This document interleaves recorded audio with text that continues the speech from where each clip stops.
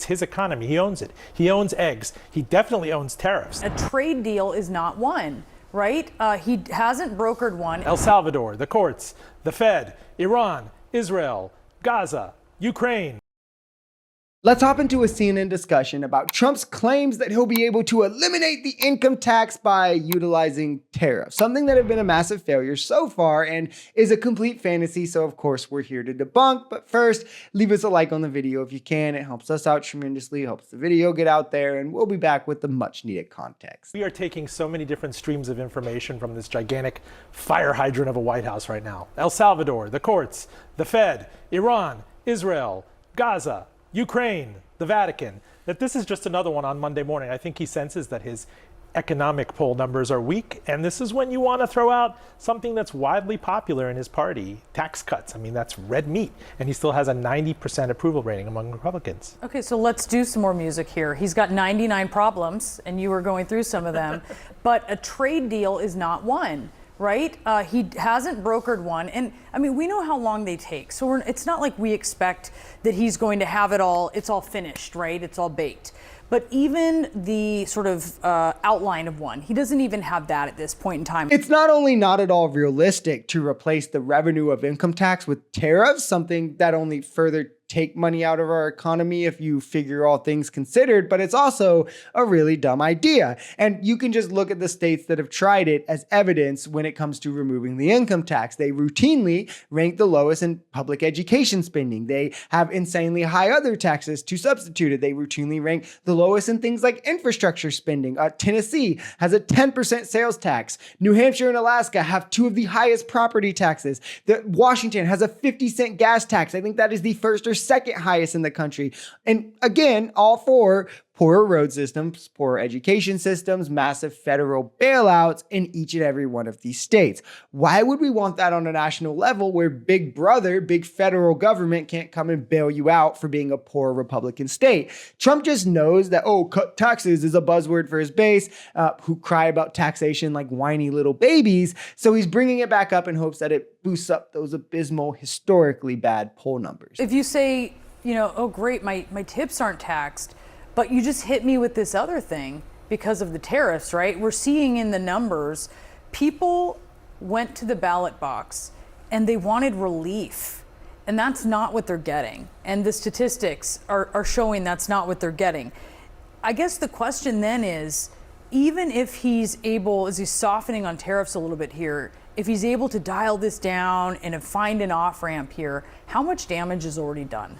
Well, the damage, you could say, that was Biden's fault into his first 90 days. Now, increasingly, as we head into the middle of the year, it's his economy. He owns it. He owns eggs. He definitely owns tariffs. He definitely owns when you go to a car dealership and find that something that might have cost you $40,000 6 months ago costs $55,000 and is not available. So, yes, there is this desire for him to say, oh, that's going to be offset by this massive tax cut extension that I'm going to give you. I want to show this chart again. I feel like I have to because MAGA is again trying to bring back this talking point about no tax on tips, no tax on Social Security, no tax on overtime. Like, this hasn't been debunked over and over again already. Republicans, with their majority in the House and Senate, where they didn't have to negotiate with the Democrats at all to pass a budget resolution, passed a budget resolution. These set the skeleton for how much they can spend. And from that, the $4.5 trillion they approved on their own accord and their own power makes it impossible for those three tax cuts, no tax on tips, overtime, or Social Security, to be included.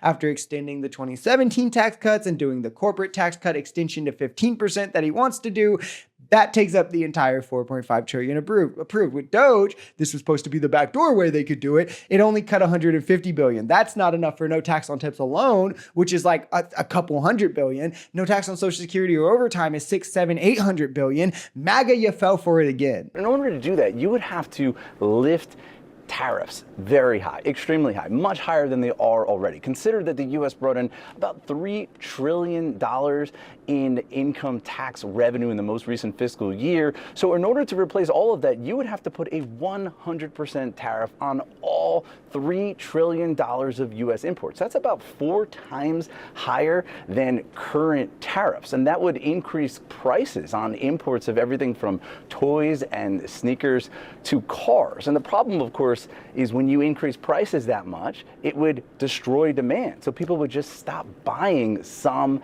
imported goods, and that would shrink the tariff revenue. So Torsten Slok, the chief economist over at Apollo Global Management, he estimates that you'd actually need to increase tariffs to 200%. Which is not only insane, but it would make our system regressive in its taxation rather than progressive, which why would we want the highest burden on the lowest members of society? Trump is just hoping that his base, who a lot of them are poorer, would just not critically think and hear, oh, more money in my paycheck means more money and think good thing. It's regressive, however, because obviously those making the most income will get the biggest tax break, which means the tax burden on income taxes will then shift to the middle and lower classes, who will get drastically less. The middle class will get drastically less. The low class, like poverty, you're going to get practically none. But the price increase for everyday goods shooting up 2 to 4 times higher, that's going to have the biggest financial burden on the middle and lower class. And again, in a lot of these states, you see the sales tax up around 10%. When the prices go up, obviously sales tax is going to hit you more.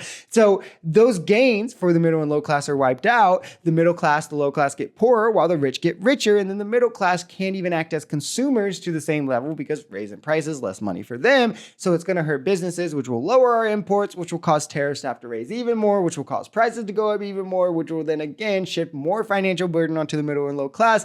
This is an incredibly stupid plan for people who just want to crush the poor to enrich themselves more.